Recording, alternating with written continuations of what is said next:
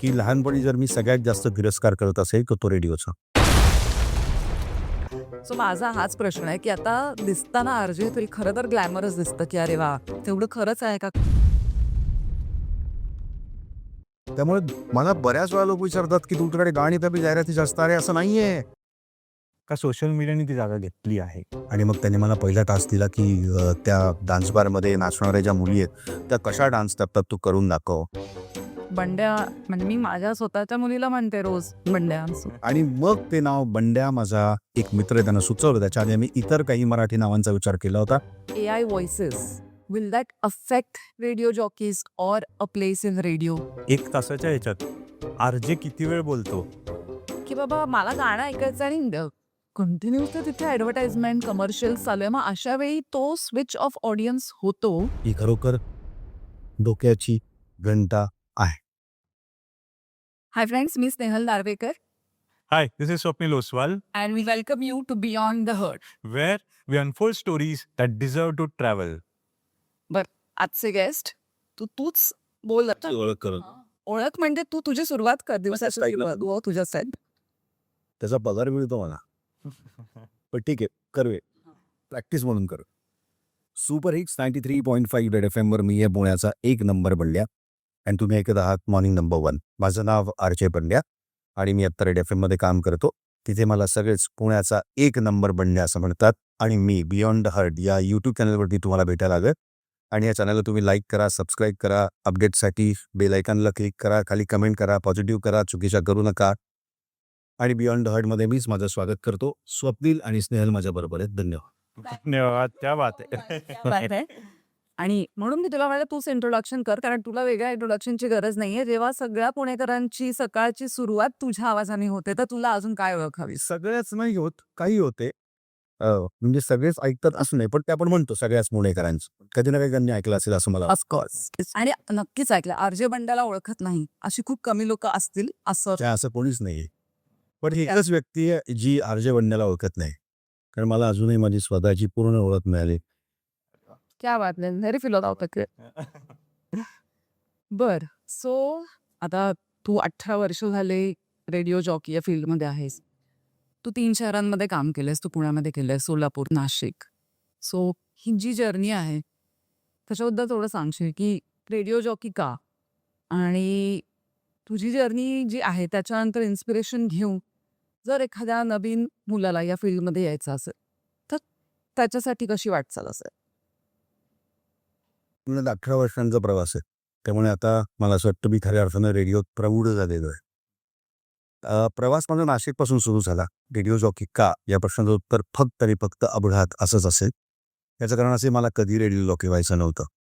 मला कधी असं विचारलं जातं किंवा मी खाजगीत सुद्धा आणि जाहीर प्लॅटफॉर्मवरती पण हेच सांगतो की लहानपणी जर मी सगळ्यात जास्त तिरस्कार करत असेल तर तो रेडिओचा. असं का? सांगतो, माझं सगळं बालपण माझ्या आजोळी गेलं. सुट्ट्यांमध्ये मी आईबाबांकडे जायचो. सुट्ट्या मला असायच्या. आईबाबांना ऑफिस असतं, आई गृहिणी पण बाबांना ऑफिस असतं. त्यांना सकाळी 7 वाजता घरातून बाहेर पडायला लागायचं आणि क्लीन शेव असणं, रोज शेविंग करायला. आणि मग त्यांचा तो दिनक्रम असा, ते 5 वाजता सुटायचं. आणि जिकडे मी झोपायचो त्या बेडच्या वर रेडिओ होता, मोठा रेडिओ. त्याला ठेवण्यासाठी तुम्हाला एक वेगळं शेल्फ बनवायला लागायची आणि तो रेडिओ असायचा.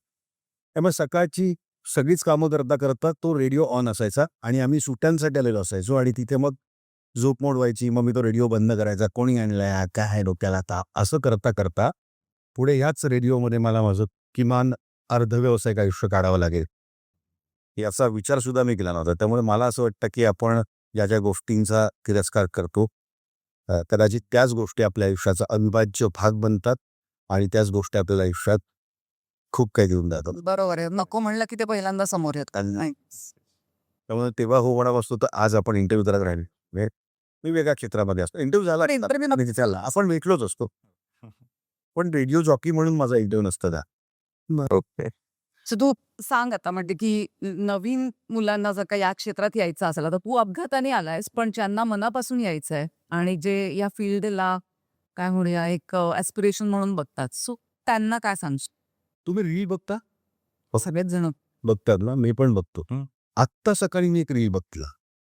त्या रीलमध्ये एक अँकर आहे आणि तो एका आजोबांना विचारतो हाच प्रश्न, आप नए पिढी को क्या कहना चाहे तर ते म्हणतात की मत आओ.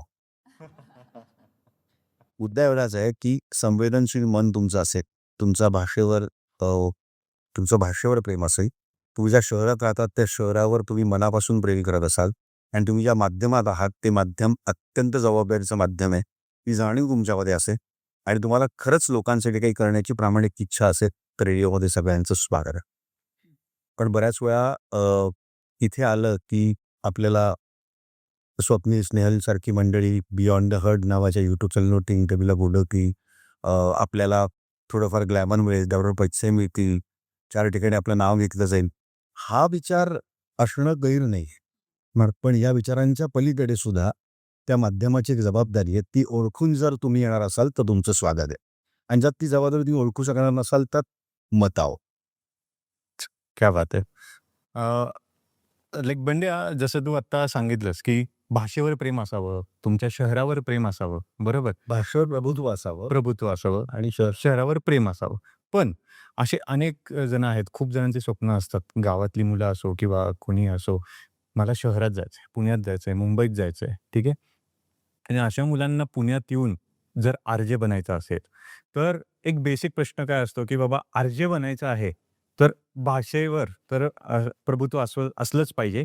दुसरं म्हणजे आवाज दमदार पाहिजे, स्टोरी टेलिंग स्किल्स पाहिजे तुमच्यात आणि शेवटी म्हणाल की प्रेझेन्स ऑफ माइंड पाहिजे. तर ह्यातलं नक्की काय-काय पाहिजे आणि त्या गावाकडच्या मुलांना तू काय एक संदेश देशील? धाडसी स्टेटमेंट आहे. अत्यंत धाडसी. यातलं काही नसेल तरी तुम्ही चांगले रेडिओ जॉकी होऊ शकतात. पण रेडिओ जॉकीच का? आता आमच्या रेडिओच्या माध्यमामध्ये माझ्याबरोबर माझा एक प्रोड्युसर काम करतो. आमचे सिनियर प्रोड्युसर्स काम करतात. आम्ही जे बोलतो ठरवण्यासाठी 2-3 लोकांची टीमसुद्धा आहे. त्या टीमचा भाग होऊन तुम्ही रेडिओमध्ये खूप काही करू शकतात. आता मुद्दा असा आहे की आपल्याला पडद्यावरती जो दिसतो, ते बनण्याचा फार प्रयत्न असतो. पण पडद्यावर जे दिसतात, त्यांना खूप महान लोकांनी बनवून ठेवलंय. जे पडद्यावरती दिसतात ना, ते त्या महान लोकांना नमस्कार करताना आत्ता आपण बघतोय सोशल मीडियाच्या जमान्यामध्ये. पूर्वी ते बघायला मिळायचं नाही एवढं. तर भाषेवरचं प्रभुत्व ही पहिली गोष्ट. तुम्ही संवेदनशील असणं हे गरजेचं. तुम्ही शहरावरती प्रेम करणं तुमचं गरजेचं होऊन बसतं.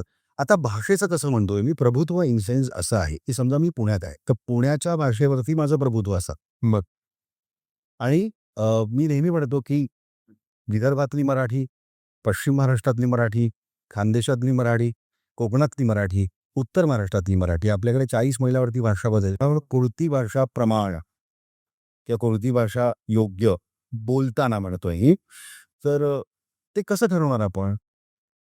पश्चिम महाराष्ट्रातल्या व्यक्तीला तो जी मराठी बोलतो ती त्याला त्याची मराठी वाटते, ती योग्य मराठी वाटते. मराठी भाषा लिहिताना मात्र ती व्याकरणाच्या दृष्टिकोनातून योग्य हवी, त्यात कुठली चूक नसावी. पण बोलता म्हणजे मी रेडिओवरती ज्यावेळी बोलतो तेव्हा मला कोल्हापूरच्या एखाद्या माणसाचा फोन आला. आता कोल्हापुरात मी कधी कामानिमित्तानं गेलोय, कोल्हापूरचे माझे काही मित्र आहेत, तर मी पटकन त्याला म्हणतो, काय भावा, बरोबर, नाग कुळा गणपती कोळा, असं कोणी त्याला असं वाटतं की दादा तुम्ही कोल्हापूरचे का? अरे नाही, कोल्हापूरला मी आलो होतो 3 महिन्यापूर्वी अंबाबाईच्या दर्शनाला. तो कनेक्ट तयार होतं. बरं, विदर्भातनं मला कुणाचा फोन आला तर मी कुठेतरी ऐकलेलं आहे, कुठेतरी वाचलेलं आहे, म्हणून मी म्हणतो की जर मी तुमच्याकडे तुम्ही चहा मांडणार का? आपल्याकडे चहा ठेवतात किंवा चहा टाकतात, चहा मांडणार का? बरं, तुम्ही विदर्भाचे? नाही नाही, अमरावतीला मित्र असतो मी माझा. सो कनेक्ट तयार होतो. त्यामुळे हे भाषेवरचं प्रभुत्व. तुम्ही भाषेवरती प्रभुत्व म्हणजे अगदीच प्रमाण भाषा तुम्हाला आली पाहिजे. दमदार आवाजाबद्दल बोललात.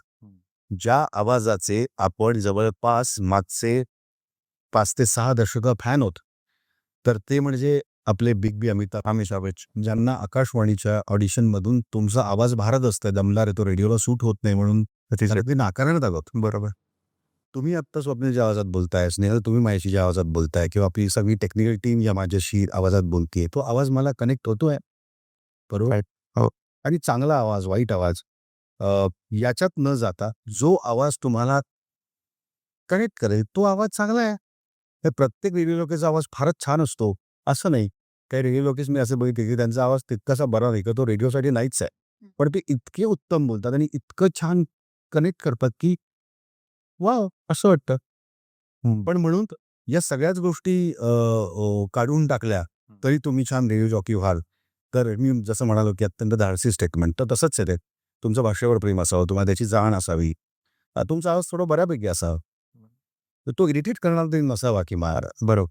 आणि शहरावरचं प्रेम मी वारंवार हेच सांगतो, की शहरावरचं प्रेम यासाठी, की त्या शहरामध्ये राहणारी माणसं त्या शहरावर खूप प्रेम करत असतात. मी मूळ नाशिकचा आहे, पण मी पुण्यावरती खूप प्रेम करतो, मी नाशिकवरती करतो. इनफॅक्ट मी जिथे जाईल तिथेच आपण खूप प्रेम करायला पाहिजे. तरच आपण त्या शहराशी जोडले जाऊ शकतो. त्या शहरातली लोकं तुमच्यावरती प्रेम करू शकतात. त्या शहरातली लोकं तुम्हाला आपलं मानतील. तर त्यासाठी या सगळ्या गोष्टी गरजेच्या आहेत. बाकी इतर रेडिओ जॉकीजची मतं या बाबतीत वेगळी असूच शकतात. ती असतील. पण जेवढं मला थोडंफार कळतं त्यातलं हे पण तू जसं म्हणालास आपल्या इथे प्रत्येक 40 मैलावर भाषेचा ॲक्सेंट, टोन बदलते. सो तू मूळचा नाशिकचा आहेस. तू सोलापूरमध्येही काम केलं आणि पुण्यामध्ये. ऑफकोर्स या तिन्ही शहरांमध्ये भाषेचा टोन, बोलण्याची पद्धत ही अतिशय वेगळी आहे. वेगळी आहे. सो तू जेव्हा सुरुवात केलीस तेव्हा तुला असं जाणवलं का, की काही बाबा आपल्याला स्ट्रगल वाटतोय किंवा आपल्याला ह्याच्यामध्ये ना काहीतरी इम्प्रूव्हमेंट करायची गरज आहे? कारण तेव्हा बाहेरचा माणूस पुण्यामध्ये येतो. म्हणजे आता मी सांगते, की माझे बरेचसे रिलेटिव्ह जळगावमध्ये आहेत आणि ते जेव्हा शिकायला पुण्यामध्ये येतात, तेव्हा त्यांना कुठेतरी ऑड फील होतं किंवा कुठेतरी लेफ्ट आउटचं जे फीलिंग आहे ते येतं, की अरे आपण ह्यांच्यातले नाही आहोत किंवा काय एवढं मला स्पष्ट बोलताच येत नाही. एवढं क्लिअर कट नाहीच आहे माझ्यामध्ये. सो असं तुला सुरुवातीला काही जाणवलेलं? नाही, मुळात नाही जाणवत. आता जळगावचं तुम्ही नाव घेतलं. सो जळगाव ते जळगाव असा तुमचा प्रवास झाला, की तुम्ही पुण्यातलेच राहा. मुद्दा एवढाच आहे, की अ, अ, बरं मराठी मी पहिल्यापासूनच बोलायचो. कारण लहानपणापासून वाचन होतं. मराठीवरती माझं विशेष प्रेम आहे. मराठीच्या शिक्षकांशी माझं खूप छान जमायचं. त्यामुळे बरं मराठी हे मी लहानपणापासूनच बोलतो. पण त्या शहराची जी भाषा आहे, त्या भाषेचे सगळे मित्र तुमचे असतात आणि मग ती भाषा तुमच्या जनरल बोलण्यात येतेच की. सोलापुरात जेव्हा मी गेलो तेव्हा सोलापूर हा सीमावर्ती जिल्हा आहे. अ, आंध्र प्रदेश आणि कर्नाटक या राज्यांमधली सीमा त्याच्या आसपास आहे आणि तेलुगू भाषिक लोक आहेत, कानडी भाषिक लोक आहेत आणि त्यांचं मराठी वेगळं आहे. सुरुवातीला मी जे मराठी बोललं जातं सामान्यपणे तेच मी रेडिओवरती ऑलमोस्ट वर्षभर बोललो आणि मी नाही जोडलो त्या शहराशी. त्या लोकांना नेहमी असं वाटायचं की हा बाहेरून आलेला आहे. पण त्या वर्षभरात तिथे जोडलेल्या मित्रांमुळे मला त्या भाषेतले काही स्लँग्स, त्या भाषेतले काही शब्द, जनरली बोलले जाणारे जे शब्द आहेत ते लक्षात आले. ते मग माझ्या शोमध्ये वापरायला लागलो. मग त्यांना असं वाटायला लागलं की हा आपल्या शहरात नाही आहे, पण हा आपल्या शहरातला बनण्याचा प्रयत्न करतोय. मग मात्र सोलापूरनं मला स्वीकारला. पुण्यात आल्यानंतर पहिले 4-6 महिने मला ते स्लँग माझ्या बोलण्यातनं काढावे लागले. मला बऱ्याच वेळा जर मी कोल्हापूरच्या माणसाशी बोलतो रेडिओवरती आणि कधी ते मी ऑनर झालं आणि ते कोणी ऐकलं आणि त्यांनी 2 महिन्यात माझ्याशी कधी संपर्क केला कुठल्याही कारणास्तव, तर तो मला म्हणतो, "तुम्ही कोल्हापुरीच वाटता." ते तो म्हणतो, "तुम्ही सोलापूरचे वाटता. तुम्ही नाशिकचे वाटतात, तुम्ही धुळ्याचे वाटतात." तर मला असं वाटतं ही पावती आहे आणि रेडिओ जॉकी होण्याआधी महाराष्ट्रभर मी 2-4 वेळा फिरलोय. आणि प्रत्येक शहरात 2-2 दिवस राहिलोय. तर थोडंफार तरी माहिती आहे. तर ते ऑब्झर्वेशन आणि त्यावेळीच एक आकलन झालंय ते अजूनही मनात आहे. ते इथे वापरतो बाकी. Correct, correct. सो आधी आर-जे हा फक्त म्हणजे ऑडिओ म्हणजे रेडिओ ऑडिओ एवढंच भाग होता. But as of now social मीडियामुळे की तुम्हालाही एक public figure, camera, on stage या गोष्टी आता करायला मिळतात. जसं की तुझे पण काही शोज किंवा आम्ही YouTubeवर तुझे चॅनल्स किंवा हे काही बघतो. जसं की आता वारी येतीये. तर तुझा जो शो आहे वारी तुमच्या दारी, त्याच्यानंतर गणेशोत्सवातलं तुझं कव्हरेज असतं भाऊरंगारीचं किंवा ह्याचं. महाराष्ट्र फाईल्स नावाचं तुझं चांगलं कव्हरेज असतं वगैरे. सो बेसिकली हा जो चेंज झालेला आहे ऑडिओ टू व्हिडिओ किंवा behind the camera to in front of camera. So हा तुला अकोमोडेट करावा लागला का झाला? नाही काय होतं तुम्ही एका माध्यमामध्ये काम करताय आणि त्या माध्यमात वेळोवेळी बदल होत चालले, तर तुम्ही त्या बदलाचा भाग असता. ते आपोआप होतं. सुरुवातीला जड गेलं. म्हणजे आजकालच्या जेनझीला ऑर्कुट नावाचं सोशल नाही मीडिया हँडल किंवा तो प्लॅटफॉर्म माहितीच नसणं माहितीच नसतं. आपण तिघही त्यातले आहोत किंवा त्या जेनझीला हेही माहिती नसेल की सायबर कॅफेमध्ये बसण्याकरता ₹30 द्यावे लागायचे. बरं नंतर तिथे बरेच कांड व्हायला लागले. त्या चिकून तुमचं आयडी द्यावं लागायचं. किंवा कुणीही विश्वास ठेवणार नाही, की तुम्हाला 2 GB डेटा हा महिनाभर पुरायचा. हो, अगदी. अगदीच. माझ्याकडे आत्ता नोटिफिकेशन आहे माझ्या फोनमध्ये, की 2 GB डेटा माझ्या फोनचा संपलाय. पण ते पोस्टपेड असल्यामुळे तो डेटा आता सध्या सुरू आहे. तर माध्यमं बदलत असतात ना. बरं. मग तुम्ही प्रिंट मीडिया घ्या, तुम्ही टीव्हीचा मीडिया घ्या, कुठलाही इलेक्ट्रॉनिक घ्या, प्रिंट घ्या, तर रेडिओ हे माध्यम घ्या. ते बदलत हळूहळू गेलं. त्याचा आम्ही हळूहळू भाग घेत होत गेलो. सुरुवातीला काही बदल ॲक्सेप्ट करणं फार जड झालं. मी आजही तितका सोशल मीडिया सॅव्ही नाही आहे. आमच्या आर्जिज मित्रांचे हजारो नव्हे लाखो फॉलोअर्स आहेत. त्यांनी माझ्यानंतर करिअर सुरू केलं आहे. काहींना तर तुमचे फॉलोअर्स खूप आहेत म्हणून ते रेडिओ जॉकी झाले. काल परवाचं उदाहरण आहे माझ्यासमोर. अगदीच परवाचं उदाहरण आहे. मराठी असं बोलता येत नाही. तर ह्या माध्यमाची गरज म्हणून ते असूच शकतं. पण मी मात्र फक्त आवाजाच्या दुनियेतला माणूस बनून राहणं पसंत करतो. लोकांनी मला माझ्या आवाजामुळे ओळखावं असं मला वाटतं. माझे व्हर्च्युअल फॉलोअर्स कमी आहेत म्हणून मी हे स्टेटमेंट अजिबात करत नाही आहे. पण मला असं वाटतं की तुमचे व्हर्च्युअल फॉलोअर्स लाखोमध्ये राहू देत. पण तुमचे 5 जरी ॲक्चुअल फॉलोअर्स असतील तर तुम्ही जादू जिंकलाय. परफेक्ट. एकदम. नाही म्हणालो तरी त्रास झाला या गोष्टींचा की सोशल मीडियावरती आपण लिहिलं पाहिजे, आपण बरं दिसलं पाहिजे. पण आता सवय झाली. चांगला दिसतोस तू असं काही नाही. आई म्हणलं तेच मला असं. आता पहिल्यांदा कोणीतरी असं म्हणालं मी जागाच. तर हे माध्यम बदलत गेलं आणि तो बदल आता स्वीकारला. बाकी बंड्याची आनंद वारी म्हणून वारीचा सोहळा यावर्षी करण्याचा प्लॅन आहे. मला माहिती नाही की हा व्हिडिओ तुमच्यासमोर कधी येईल. पण तो करण्याचा आमचा प्लॅन आहे. गणपतीमध्ये तर गणपतीच्या मंडपातून मंडळातून लाईव्ह शो मी करतोय. कोविडचा अपवाद सुटला तर वेगवेगळ्या मंडळातनं ते करतो. आणि महाराष्ट्र फाईल्स आम्ही एक कॉन्सेप्ट आमच्याच ऑफिसनं मिळून ठरवली होती ज्याच्यामध्ये महाराष्ट्रातले गाजलेले जे खटले आहेत किंवा ज्या केसेस आहेत तर त्याचा तपास करणाऱ्या यशस्वी अधिकाऱ्यांना माझं स्टेटमेंट चुकलं त्याचा यशस्वी तपास करणाऱ्या अधिकाऱ्यांना आम्ही महाराष्ट्र फाईल्समध्ये आणलं होतं. मग याच्यामध्ये इकडे जनरल अरुण कुमार वैद्यांची हत्या झाली ती असे आरोपी त्याचा तपास करणारे अधिकारी होते. आपल्या सगळ्यांना माहिती आहे चाय शोभराजला पकडणारे मधुकर जेंडे सर महाराष्ट्र प्रेसमध्ये येऊन गेले आहेत. पुण्यातल्या लोकल गुन्ह्यांचा बंदोबस्त करणारे पहिला एन्काउंटर करणारे पोलीस अधिकारी पण आपल्याकडे येऊन गेलेले आहेत. सो महाराष्ट्र प्रेसची ती कॉन्सेप्ट आणि लोकांना क्राईम स्टोरीज ऐकायला आवडतात. पण मला असं वाटतं की क्राईम स्टोरीज बनवूच नये. अरे बरं क्राईम संपून जा. असं झालं तर किती छानच होईल ऍक्च्युली. पण या we can hope for the best and अजून नाही होऊ शकतंय.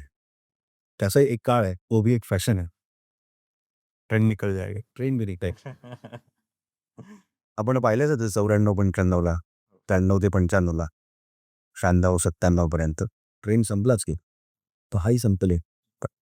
बरं आता मी ऍक्च्युली प्रश्न आहेत त्याच्यापेक्षा वेगळा विचारते. तर आरजे बंड्या मी आधी तुला जेव्हा भेटले होते मी तुला प्रश्न विचारला होता की तुझं खरं नाव काय पण तेव्हाही तू सांगितलं नाहीस. तर हे आरजे बंड्याची काय स्टोरी वाय बंडी?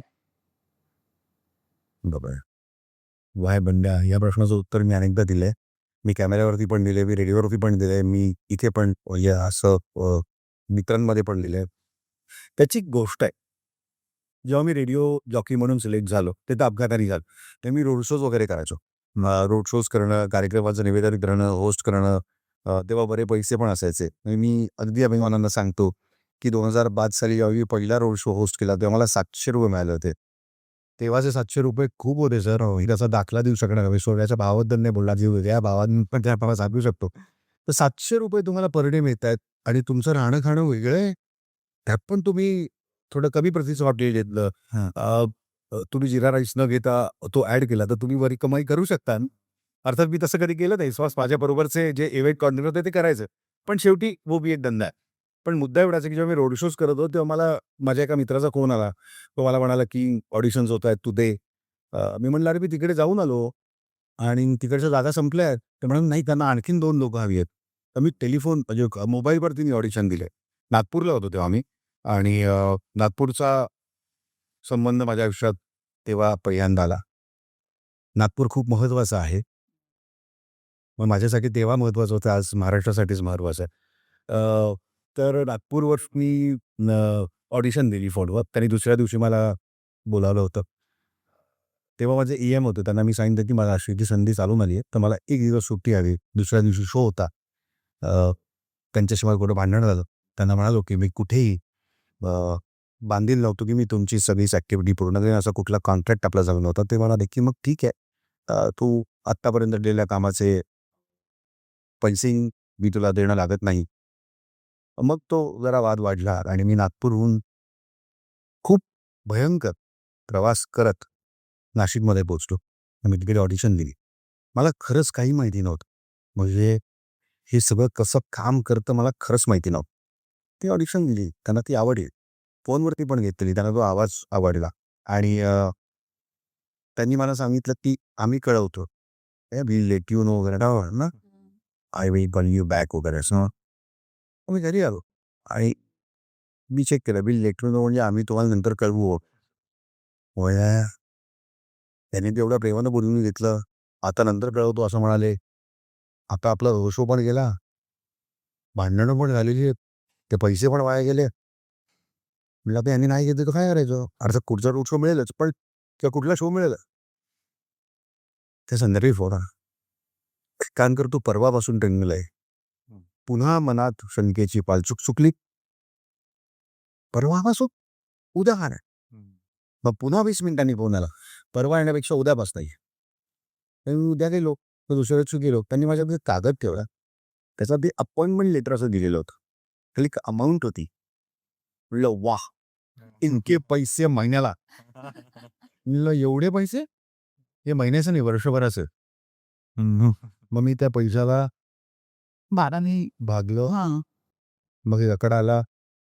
नाही ठीक आहे ना, चालतंय.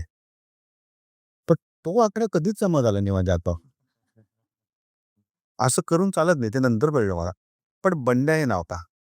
आणि जेव्हा मी रेडिओमध्ये आलो तर त्यावेळी मी हा किस्सा ना फार फार उत्साहाने सांगतो. रेडिओमध्ये आल्यानंतर तुमच्या आतमध्ये कोण आहे हे खूप महत्वाचं आहे. जसं मी तुम्हाला पहिल्यापासून म्हणालो की तुम्हाला लोकांशी जोडून घ्यायचं आहे. मैं आपका दोस्त, आपका होस्ट, तुमचा मित्र पुण्याचा 1 नंबर बंड्या तुमच्याशी बोलतोय. मित्र ही काही साधी कॉन्सेप्ट नाहीये. हो. रात्री 12 वाजता आलेला फोन मित्रांना उचलायचा असतो आणि 12:30 वाजता बोलवलेल्या ठिकाणी जायचं असतं. 2 आणि 3ला जायचं असतं. तो मित्र असतो. बरोबर. खरंय. बाकी सगळे ओळखीचे असतात. मग हे मी तुमचा मित्र म्हणण्यामध्ये तुम्हाला तो विश्वास येण्याकरता तुमच्या आत कोण लपलंय, आत कोण दडलंय, बघा पाहिजे. म्हणजे असं म्हणतोस लोक करतील तुला रात्री करू देत की. हां. फोन उचलणंही महत्वाचं आहे ना. उचललात तर चालेल ना. पण मी उचलतो. माझा फोन 24 तास 7ही दिवस चालू असतो. मी फोन उचलतो. मी अननोन नंबर्स पण उचलतो. आजकाल बरी सोय झाली की स्पॅम पर्यंत दिसतं. मी कधी उचलून त्यांच्याशी पण गप्पा मारतो. कारण त्यांनाही टार्गेट पूर्ण करायचं असतं की हा व्यक्तीच पोहा काय 15 मिनिट बाकी आहेस नाही बोललं तर काय धंदा आता त्यामुळे मग गप्पा मारतो मी. तर तुमच्या आतल्या कॅरेक्टर काढण्यासाठी म्हणून आमचं एक एक छोटंसं सेशन झालं आणि त्यामध्ये आमच्या इतर मित्रमंडळी रेडिओ जॉकीचा जसा स्वभाव आहे त्या स्वभावाप्रमाणे त्यांची नावं देण्यात आली. म्हणजे कोणी शॉर्ट सर्किट होतं, कोणी छोटू उस्ताद होतं, कोणी लव का किडा होतं. तर आता माझ्यातलं कॅरेक्टर बाहेर काढायचं म्हणून त्यांनी मला 3 वेगवेगळ्या प्रकारचे टास्क दिले होते. पहिला टास्क होता की 2008ला मी रेडिओ जॉकी झालो. 5-6च्या दरम्यान महाराष्ट्रातले डान्स बार्स बंद झाले होते आणि तो खूप मोठा विषय त्यावेळी झाला होता. आणि मग त्यांनी मला पहिला टास्क दिला की त्या डान्स बारमध्ये नाचणाऱ्या ज्या मुली आहेत त्या कशा डान्स करतात तू करून दाखव. मी म्हटलं ठीक आहे ना, ॲक्टिंगच करायची आहे ना तुम्हाला. तर मी मी प्रतिप्रश्न त्या घरातून निघता तसं दाखवू की डायरेक्ट फ्लोअरवर जा. त्याच्यामध्ये आखी संशोधन ही जी वृत्ती आहे ती फार महत्वाची आहे. तुला जमेल कसं कर. ते म्हणजे ठीक आहे. आणि मग मी त्यांचा एक एक ऑटोवाला फिक्स असतो. तो येतो. हे असं त्यावेळी त्या स्टोरीज वाचत होतो ना. मुन्ना, बंटी, पप्पू अशी नावं असतात. मग त्याला हात केला. मग तिथे मग काय चाललं तुझं? मुलं बाळं बरी आहेत का? ती त्यांची भाषा. मग तो डान्स करून दाखवला. तर मला सांगितलं की एका मुलाला तुझ्याशी लग्न करायचं. तूही मुलगा आहेस. तुम्ही दोघं एकमेकांना खूप लाईक करतात. तुमच्या दोघांमध्ये हिंमत नाही. पण एक दिवस त्यानं हिंमत करून तुला विचारलेलं आहे तर तू ते प्रपोजल ॲक्सेप्ट कसं दर्शव. म्हणलं एवढंच. मी थोडं ॲक्ट करून ते प्रपोजल पण ॲक्सेप्ट केलं आणि मग त्यांनी मला तिसरं सांगितलं की तुझ्या शहराबद्दल बोल, नाशिकबद्दल बोल. तिथे मात्र मी माते का. तिथे मी त्यांना भाषा विचार. तिथे उगीचच मी त्या त्या संशोधक वृत्तीला अजून चांगलं कसं काय मराठी. मग सुरू झालो श्रीरामचंद्रांच्या पदस्पर्शानं पावन झालेल्या आश्रित नगरीमध्ये आज अमुक अमुक रेडिओचं ऑडिशन होतंय वगैरे. हिंदी और फिर इधर प्रभु श्री राम जी आए थे, वो तपोवन में रहे थे।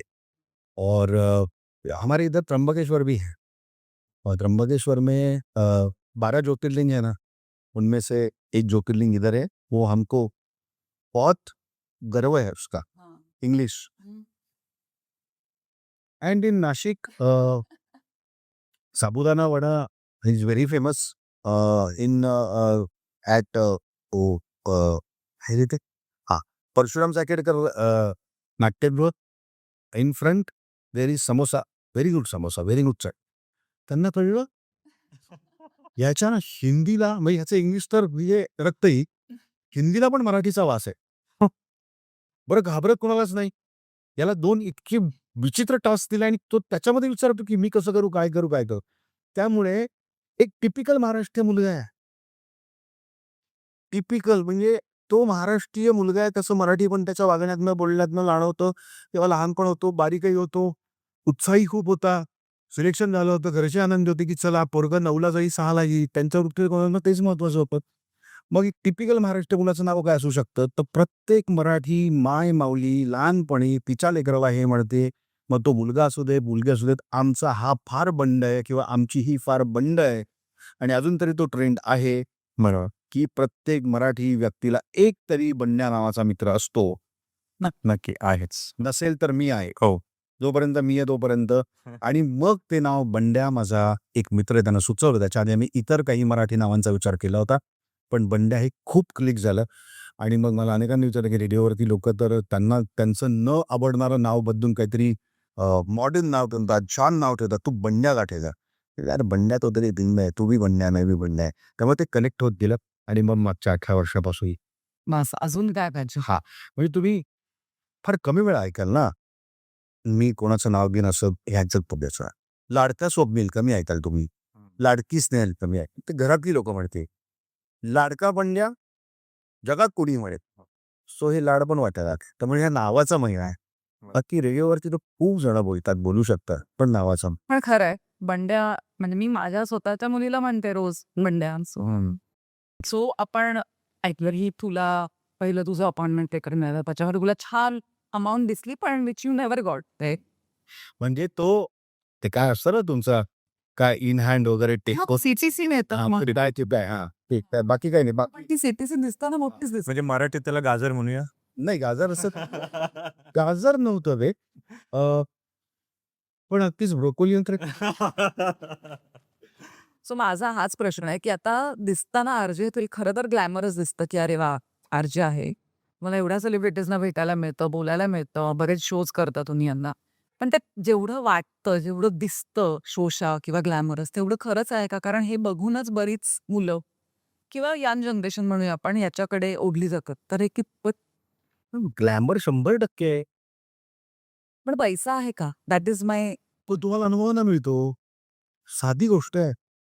आज तुम्ही कन्सिस्टंटली YouTubeवरती व्हिडिओज पोस्ट केले, तर तुम्ही मॉनिटाईज होणार आहात. थोडक्यात काय की तुमचं YouTube चॅनल जे आहे, त्याचं वय जसं वाढेल, त्याचा अनुभव जसा वाढेल, तर त्यातनं पैसे मिळणार आहे. बरोबर की आपलं उदाहरण आहे. नवीन डॉक्टर झालेले आहेत, त्यांनी OPD सुरू केली आहे. आधी 4 पेशंटला त्यांचा गुण येणार, मग ते सांगणार की डॉक्टर चांगलेत आणि मग ते नामवंत होणार. कुठलाही इंजिनियर ज्यावेळी एखाद्या कंपनीमध्ये पहिला जॉब करण्यासाठी जातो, तेव्हा त्याची सॅलरी आणि जेव्हा तो 15-20 वर्षाचा एक्सपिरियन्स्ड होतो, तेव्हा रेडिओ म्हणजे कॉर्पोरेट आहे. आणि मी तुम्हाला खात्रीनं सांगतो, इथे चांगले पैसे मिळतात, तुम्हाला ते मिळवता येतात. फक्त तेवढं स्किल तुमच्याकडे असावं. किसी के जेब में हात डाल के पैसा आणता. ही कला तुमच्याकडे असाल आणि IT कंपनीज असू देत किंवा फॉर दॅट मॅटर कुठल्या आस्थापन असू दे किंवा कुठली संस्था असू दे, त्याचे HR तुमच्याशी नेगोशिएटच करतात. तुम्हाला ती पॉवर आली की पण त्यासाठी तुम्हाला तुमची जागा बनवावी लागते. तेवढा अनुभव तुम्हाला असणं गरजेचं आहे. आणि पैसे आपण जे म्हणतो पे स्केल जो आहे, तो त्या शहराच्या शहराप्रमाणे असतो तो. बरोबर, शहराचा जो काही एक इम्पॅक्ट आहे त्याच्याप्रमाणे तो करेक्ट. बरोबर. आणि शेवटी तुम्हाला बाकी मेंटेनन्स पण असतो ना, तुमचा जॉब बराही दिसला पाहिजे. मग ती गरीब नाही वाटलं पाहिजे. मी अगदी स्पष्ट अगदी पैसे मागत म्हणून नाही म्हणत होता. सो या उत्तरात एक उत्तर तू असं म्हणजे हे बोलला की डॉक्टरचा अनुभव, इंजिनिअरचा अनुभव, त्याच्यानंतर त्याला पैसा मिळतो. बट आजच्या काळात जे सोशल मीडिया आहे आणि ईझी मनी, क्विक मनी, एक व्हिडिओ व्हायरल, एक हे व्हायरल, लगेच तो इन्फ्लुएन्सर झाला. मग कोलॅब सुरू झाले, हे सुरू झाले, लगेच पैसा मिळायला लागला. हे कुठेतरी अपवाद आहेत आपल्या या आत्ताच्या वाक्याला, बरोबर? तर मी अजून एक प्रश्न ह्याच्यापुढे जाऊन असा विचारेल, की मग तेवढा ग्लॅमर आर-जे इंडस्ट्रीमध्ये आहे का सोशल मीडियाने ती जागा घेतली आहे? कसं आहे? हां, म्हणजे थोडक्यात आता रेडिओ जॉकीजपेक्षा इन्फ्लुएन्सर्स भारी वाटतात वगैरे. बरोबर आहे, त्यात चूक काय? पण ती माध्यमाची मजा आहे. सोशल मीडिया हे एक माध्यम आहे. बरं, तुम्ही त्याला रेडिओशी का कंपेअर करताय?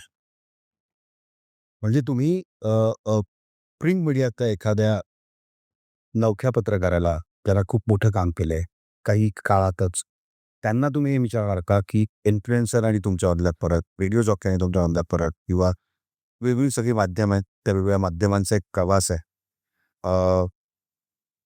पटकन आपल्याला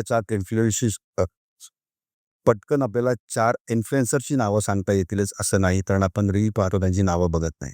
ऑफकोर्स नाहीच. 10 लोकांची नावं सांगा पटकन. नाहीच आहे. 2-5 नावं येतील. ती तुम्हाला रीलमधनं नाही कळली. जेव्हा ते सुपर हिट झाले, जेव्हा ते लोकप्रिय झाले, त्यांच्याबद्दल छापून यायला लागतं. त्यांच्याबद्दल ते सोडून इतर माणसं बोलायला लागली, तेव्हा आपल्याला त्यांची नाव समजतं. करेक्ट. हो, अगदी. मान्य आहे. हो. एका लिमिटपर्यंत मान्य आहे. नाही, बरोबर आहे. पण आम्ही रोज सकाळी उठतो आणि म्हणतो की सुपर हिट्स 93.5 रेड एफएमवर बघतो तुमच्याशी पुण्याचा एक नंबर बंड्या. तुमच्या चेहऱ्याला ओळख मिळणं ही खूप छान गोष्ट आहे, अफलातून गोष्ट आहे. म्हणूनच आम्ही ते माध्यम जवळ केलंय. माझे भलेही फॉलोअर्स काहीतरी 10,000 असू देत इंस्टाग्रामवरती, फेसबुकवरती 70,000 असू देत. मी ₹1 देऊनही फॉलोअर विकत घेतलेला नाही होत. पण माझे काही रील्स बरेच व्हायरल झाले. बऱ्यापैकी व्हायरल झालेत म्हणजे.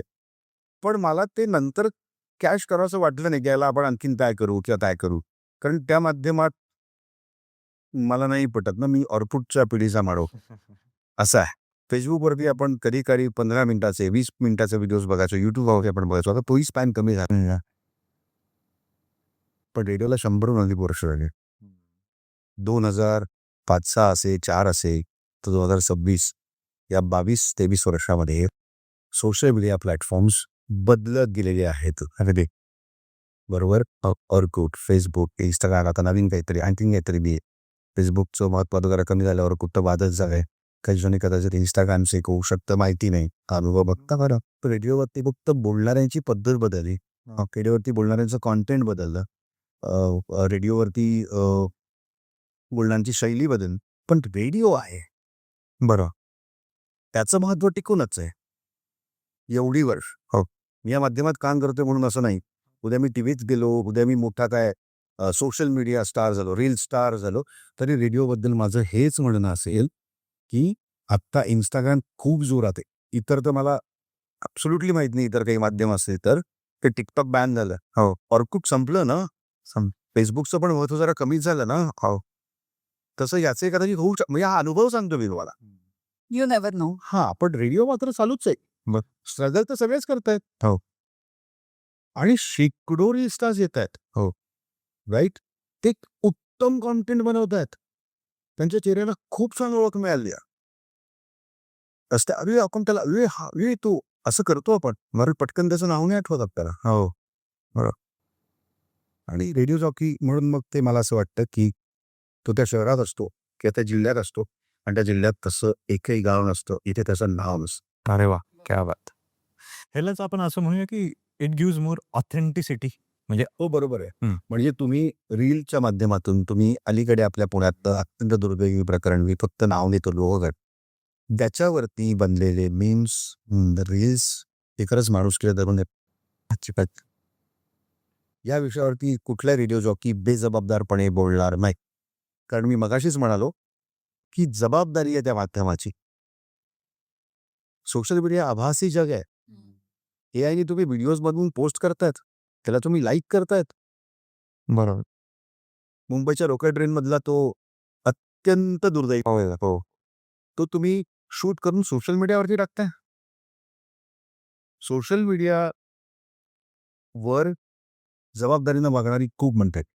त्या सोशल मीडियानं हरवलेली माणसं सापडण्यापासून मुख्य आर्थिक मदत एखाद्या संकटात उभी केलेली आहे.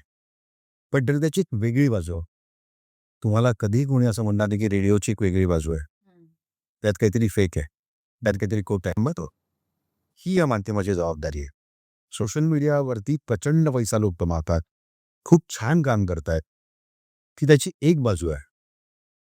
एक दुसरी वाईट बाजू मी थोडक्यात एक्सप्लेन करण्याचा प्रयत्न केला. तसं बेलिवा माध्यमाबद्दल अजून कोणी बोलते, बरं. माध्यमांबद्दल बोलते. हो हो आणि आता जसं तू म्हणालास AI बद्दल, की AIनी वाटेल तसे व्हिडिओ करून आपण लोक पोस्ट करतात आणि त्याचा इन्फ्लुएन्स पण होतो. पण AI इज टेकिंग ओव्हर.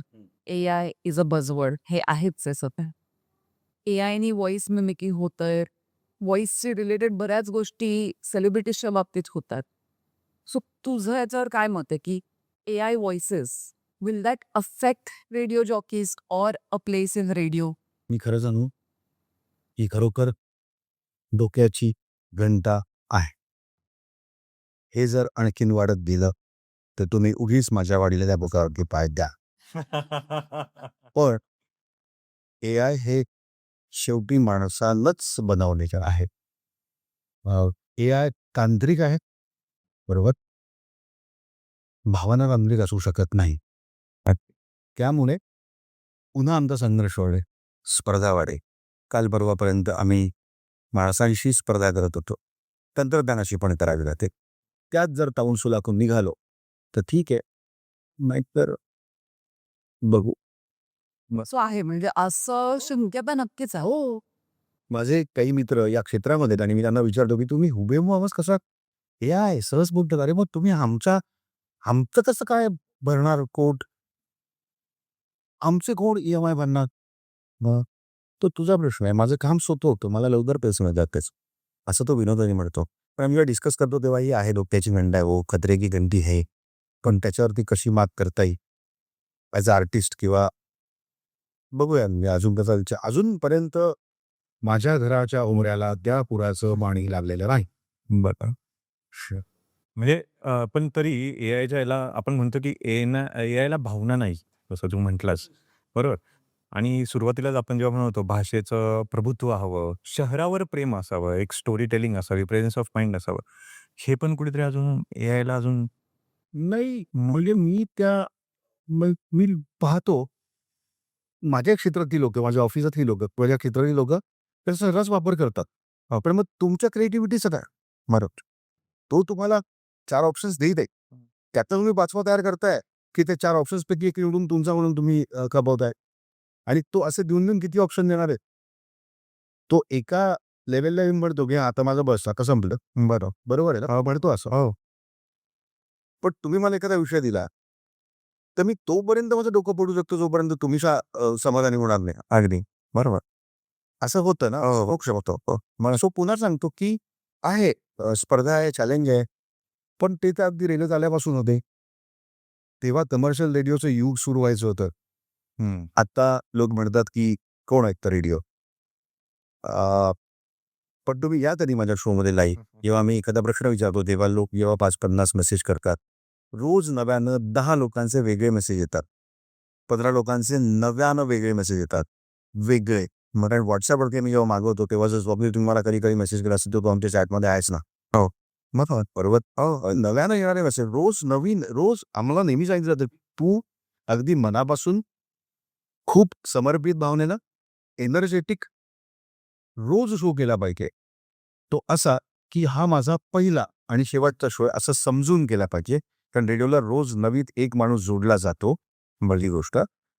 आणि जर त्याला तू बरा नाही वाटलं तर तो पुन्हा रेडिओकडे येणार नाही. त्यामुळे ही जबाबदारी मी फार सहज म्हणून गेलो एकदा सुरुवातीला. तर अशा बऱ्याच गोष्टींच्या जबाबदाऱ्यांचा तो गुच्छ म्हणून एक जबाबदारी असा आहे.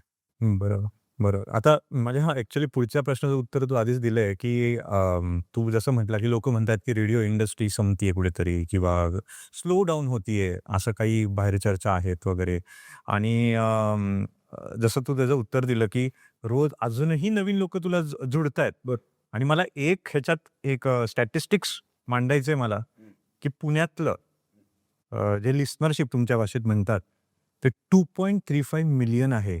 हा एक लेटेस्ट रिपोर्ट आला होता. सो जेव्हा आम्ही हे रिसर्च केलं, आम्ही शॉक झालो, की आपण कोणाला म्हणतो फॉलोअर आहेत, की 1K, 10K फॉलोअर म्हणजे आपण खूप भारी म्हणतो. पण आज आम्हालाही कळतंय, जेव्हा आम्ही रिसर्च केलं, की 2.35 मिलियन लिस्नरशिप बरोबर. ही आजही रेडिओ जॉकीला हो, त्यापेक्षा जास्त आहे असं मला वाटतं. कारण हा सर्वे हा रिसर्च हा रिसर्च आहे फक्त जस्ट. तर मुद्दा एवढाच आहे की मी तुम्हाला आणि हा पुण्याचा आहे फक्त. हो, माझा अजिबात रोष पण आहे. माझं प्रेमच आहे. मला तेवढं बनायचंच आहे. बऱ्याच वेळा मी म्हणतो की माझं मराठीवर खूप प्रेम आहे. पण मला इंग्लिश भाषा ही अगदी फ्लुएंट बोलायला आवडेल. का नाही आवडणार? बरं, फॉर दॅट मॅटर मला इतर कुठलीही भाषा शिकायला खूप आवडेल. तर सोशल मीडियावरती माझेही लाखो फॉलोअर्स असावे अशी सुप्त इच्छा आहे. ती असणं गैर नाही आहे. पण ते नसेल तर मला खूप दुःख होत आहे किंवा मला फोमो आहे असा अजिबात. बरं, हो रहा है तो हो रहा है, नहीं हो रहा है तो नहीं हो रहा है. असा तो माझा ॲटिट्यूड आहे त्याच्यामुळं. पण आपण रोज शेकडो रील्स बघतो. बरं. त्यातले आपल्याला 50 आवडले म्हणून आपण त्या 50 लोकांना लगेच फॉलो करायला जात नाहीच. बरोबर. त्यामुळे मिलियन्सवर लोक ऐकतायत. आम्ही त्यांना सांगतो की आमचं सोशल मीडिया अँगल हे आहे. तुम्ही आम्हाला फॉलो करा. असं होत नाही. म्हणजे एखाद्या मोठ्या ॲक्टरनी आपल्या पुण्यातल्या कुठल्या एखाद्या बॉलमध्ये किंवा BCMCच्या बॉलवर सांगितले की आके मेरे स्टेज देखो. पुन्हा आपण लगेच धावत जातो असं नाही. हां, पण नाही जातो. जातो. त्याचे त्याच्यासाठी बिझनेस सांगितल्यावर करावं. बरोबर. हां. तसंच आहे मग हे. त्यामुळे रेडिओ ऐकणाऱ्या प्रत्येकाला पुण्यात माझं नाव माहिती आहे. हं. आणि जसं टीव्ही बघणाऱ्याला प्रत्येकाला अमुक ॲक्टर माहिती आहे तसंच ते आहे. आता ज्यांनी कधी रेडिओ ऐकलाच नाहीये त्यांना माझं नाव माहिती असणं अजिबात म्हणजे ते काही शक्यच नाही. पण नवीन पिढीला रेडिओकडे टेसून आणणं आणि तुमच्या इतर म्युझिक प्लॅटफॉर्मप्रमाणे हा एक वेगळा प्लॅटफॉर्म आहे. जिकडे तुम्ही डिरेक्टली कनेक्ट करू शकता तिथे बोलणाऱ्या माणसाशी. ही या माध्यमाची सगळ्यात मोठी ताकद आहे. तर मला असं वाटतं की आमच्यासमोर चॅलेंज एवढंच आहे, की जी पिढी आत्ता आलेली आहे ती जरा रेडिओपासून दूर आहे. तिला रेडिओकडे पुन्हा आणणं. बरं. कारण तो गाडीतनं चाललाय आणि त्याचे बाबा रेडिओ लावून बसले, तर तो म्हणतो की "बाबा हे नको, दादा हे नको. आपण आपण ब्लूटूथनी गाय. आपण त्या अमुक प्लॅटफॉर्मवरची गायला." बस एवढंच फास्ट. गाणी त्यांच्याकडे पण आहे, गाणी आमच्याकडे पण आहे. पण त्यांनी आमची गाणी ऐका. बरं. सो मी ॲक्चुअली आत्ता त्याच्याकडेच येणार होते, की आणि हा बऱ्याचदा अनुभव येतोही आपल्याला जेव्हा आपण प्राईम टाईमला मोस्टली जेव्हा ऑफिसला जातो, येतो. या पिरियडमध्ये लोकं जास्त काय म्हणूया रेडिओ ऐकण्याचा प्रयत्न असतो किंवा ऐकतात. पण most of the Times prime time जेव्हा असतो, तेव्हा असं ऑब्झर्वेशन आहे and I don't know if I could be wrong also, की बाबा मला गाणं ऐकायचं आणि कंटिन्यूअसली तिथे ॲडव्हर्टाइजमेंट, कमर्शियल्स चालू आहे. मग अशा वेळी तो स्विच ऑफ ऑडियन्स होतो. याच्याबद्दल तुझं काय म्हणणं? कुठल्याही म्युझिक प्लॅटफॉर्मवरती तुम्ही गाणी ऐकताय.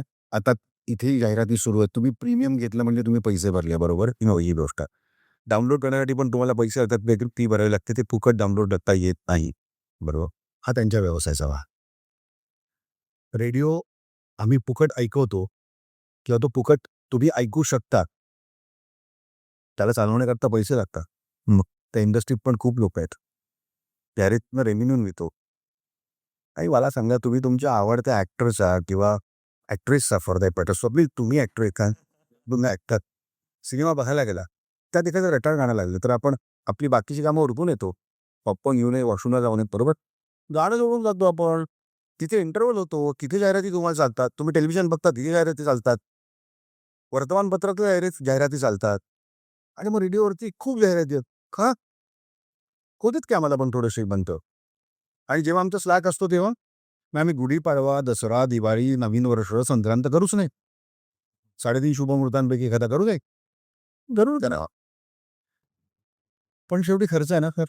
गाण्यांची रॉयल्टी आहे, आमचा पगार आहे, ऑफिस मेंटेनन्स आहे. त्यामुळे जाहिरात आणि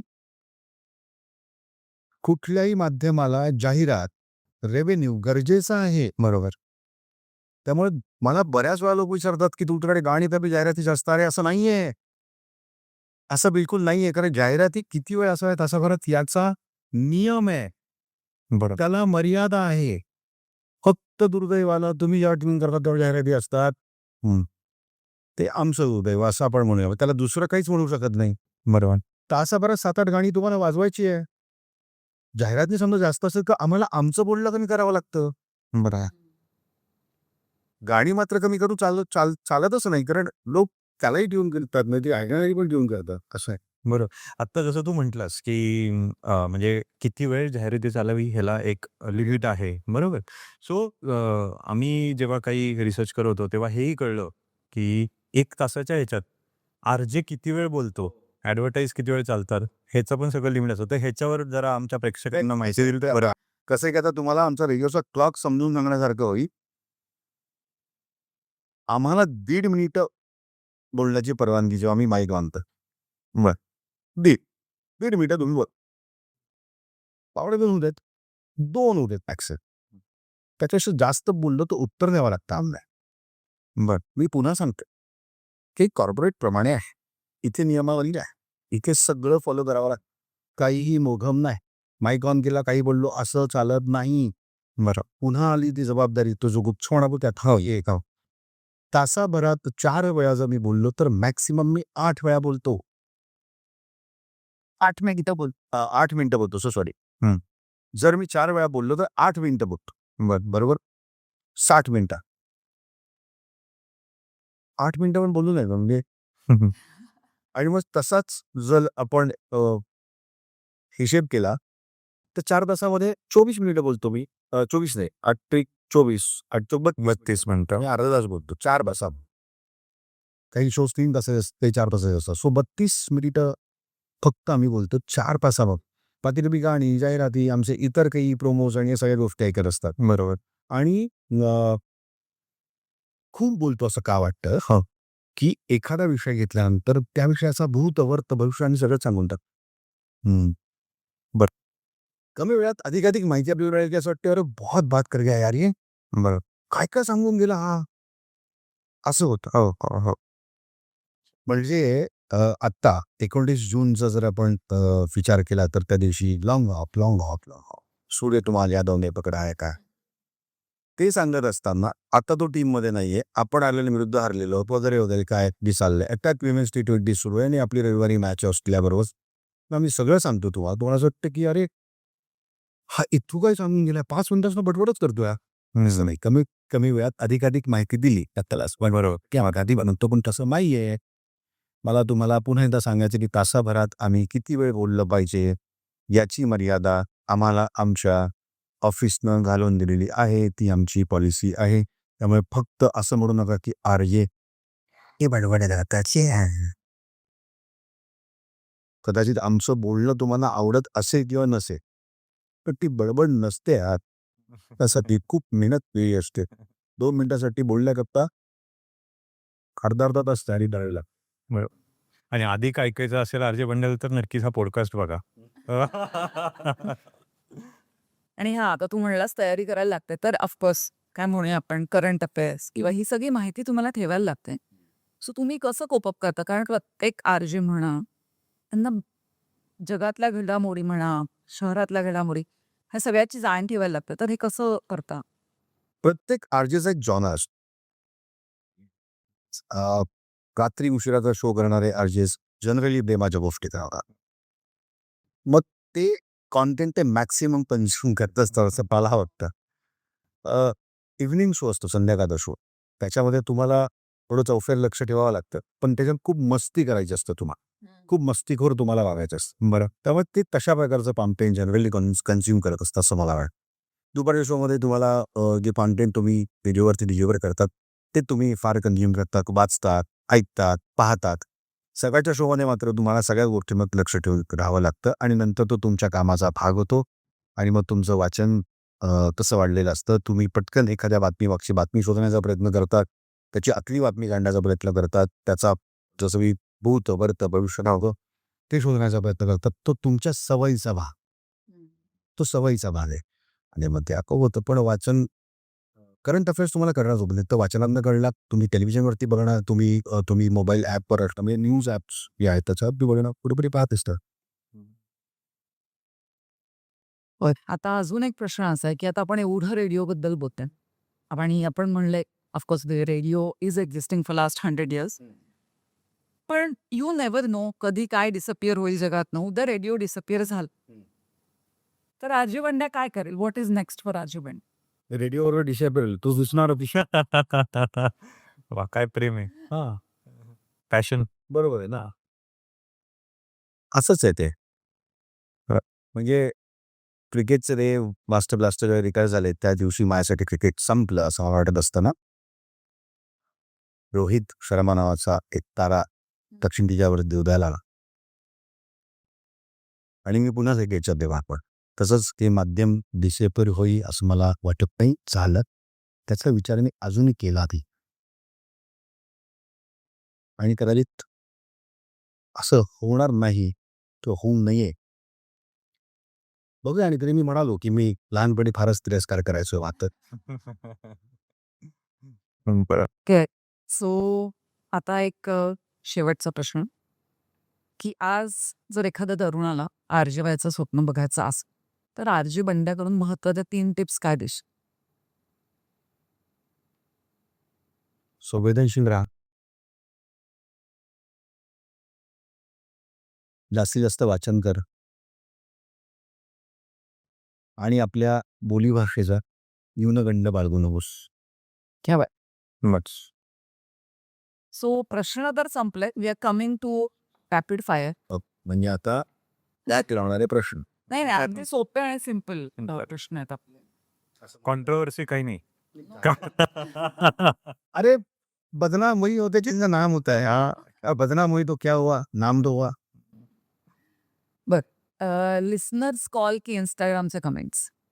लिस्नरचे कॉल आवडा तुला 100%. इंस्टाग्रामवरती स्नेहल स्वप्नील बनून कमेंट करत असेल तर त्याचा काय उपयोग आहे? Correct. And RJ's real super power? श्रोत्यांचं प्रेम. बाकी काही नाही. बाकी तू काय बोलतोय तुझ्याशी बोलून भारी वाटलं. अरे सर किती सुंदर बोलतात तुम्ही. हो मी तुमचा शो ऐकला होता. असं गणपती कुठे भेटले किंवा असं. ही पॉवर आहे माझ्या अंगावरती आत्ता शहारे आलं.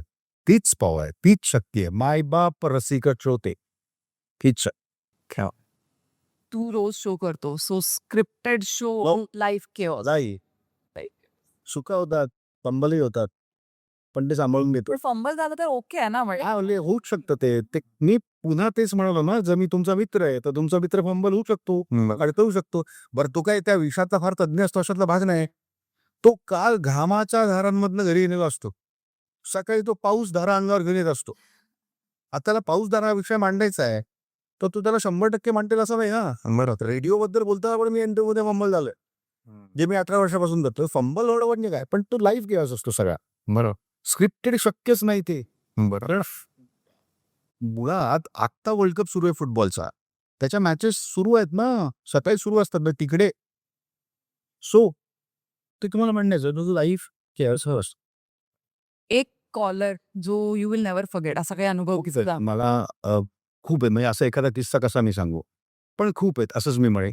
इनफॅक्ट मी माझ्या कोणत्याच कॉलरला असं म्हणणार नाही की मी याला कधीच विसरू शकणार नाही किंवा काय. म्हणजे मला असं म्हणायचं की मी कोणालाच विसरू शकणार नाही. असं एकाची निवड करणं फार अवघड आहे. खूप आहे. कारण ते तुमच्याशी बोलताना काल सुद्धा मला एक माझ्या श्रोत्याचा फोन आला होता. आता हे उदाहरण देतो बघा मी न म्हणून सुद्धा. तो माझ्या 30 सेकंड मराठी कॉन्टेस्टमध्ये पार्टिसिपेट झाला. तो जिंकला. तरी फार सुंदर वाक्य वापरलं.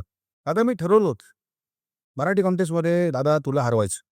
म्हणलं मी ठरवतो की तुला जिंकवायचं. कनेक्ट झालं ते आणि मला माझ्या हारण्यात आनंद आहे. कारण मला तुला एक छोटंसं गिफ्ट देता येतं. तुझी 2-5 मिनिटं बोलता येतं. सो असे खूप अनुभव आहे. रोजचे अनुभव आहेत रोजचे. आणि आता लास्ट की one skill that aspiring RJ must master in today's area? एक कसं सांगू की तुम्हाला, पण मी पुन्हा तेच सांगतो की तुम्ही त्या गावावरती प्रेम करा. त्यात बदल घडवण्याची ताकद तुमच्यामध्ये आहे. अजूनही हे माध्यम जिवंत आहे. लोक तुम्हाला तुमचं दुःख सांगण्यासाठी फोन करतात. त्यांचं बरं तुम्हाला सांगण्यासाठी फोन करतात. त्यांचा आनंद तुमच्याबरोबर शेअर करतात. त्यांच्या आयुष्यातल्या अचिव्हमेंट तुमच्याबरोबर शेअर करतात. मला असं वाटतं की ज्यांना जॉब व्हायचा ना त्यांनी एकच गोष्ट मी सांगतो. बघा किती ती परिणामकारक तुम्हाला वाटतीये. स्वप्नी जग धकाधकीचं झालंय, धावपळीचं झालंय स्नेहल. इथे ना आपल्याला स्वतःशी बोलण्याचा सुद्धा वेळ नाही हो. इतरांचं काय ऐकणार आपण? तिथे कुणालाही कोणाचं ऐकून घ्यायला सुद्धा वेळ नाहीये. इतका काळ बदललाय. पण या बदललेल्या काळात सुद्धा लोक व्हिडिओज आपल्याला ऐकण्यासाठी ट्यून करतात. कोणालाही कोणाचं ऐकायला वेळ नाहीये. पण जेव्हा तुम्हाला ऐकण्यासाठी लोक ट्यून करतात, तर तुम्हाला किती सक्षम असणं गरजेचं आहे. मग एक क्वालिटी अशी नाही म्हणता येणार. अनेक क्वालिटीज त्यांच्याकडे पाहिजे, असं आमच्या सिनियर्सने आम्हाला सांगितलं. पण स्टील मी अजूनही शोधतोय. Good answer actually. Very good answer. म्हणजे ह्याच्यात हे प्रश्नच उत्तम होता. इनफॅक्ट तुमचे सगळेच प्रश्न उत्तम होते. थँक्यू. आणि तुम्ही ते मला पाठवलेले होते, पण मी ते वाचले नाही. कारण ते वाचले जर असते तर माझी उत्स्फूर्तता कमी झाली असते. त्यामुळे मी फक्त आले हो की that is what exactly I said की हा वाचणार नाहीये मला माहिती आहे. ते फक्त प्रक्रियेचा भाग म्हणून तुम्ही ते पाठवले. बरोबर. सो म्हणजे जरी हा आपला रॅपिड फायर राऊंड संपलाय, प्रश्न उत्तर संपली, ह्याच्यातली जी प्रश्न उत्तरं नाही आहेत, असा एक प्रश्न माझ्या मनात आहे की जेव्हा आपण आपले जो एज होता, आपण कट्टा कन्सेप्ट होता आपल्याकडे, बरोबर. तसंच रेडिओवर ऐकायला मिळतो कट्टा वगैरे अजून, बरोबर.